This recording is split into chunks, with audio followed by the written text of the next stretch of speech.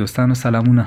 که غواړئ په یاهو کې یاهو میل یا هم همداسې یاهو اکاونټ کې کله چې تاسې چاته پیام استوئ نو لاندې ستاسې د میسج په پای کې یا د میل آخر کې دلته ستاسې په اړه سیګنیچر یا ساین چې ورته وایي دستخط دا موجود وي.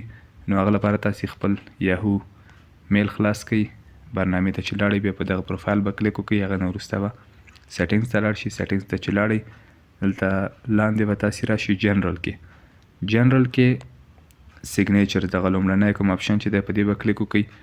نو دلته که تاسې خپل ځان په اړه اوس دلته میلاد فهیم لیکمه او بیا ورسره مثلا کوم چې ستاسې د جاب ټایټل وي هغه ورسره لیکلی شئ. تاسې دا چې هر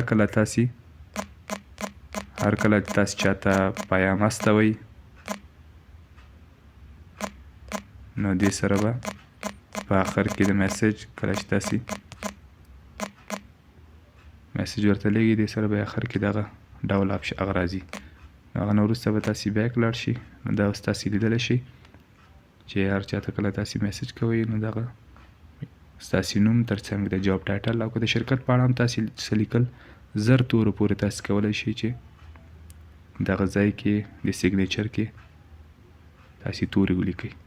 نو دا وه د نن ورځې ویډیو.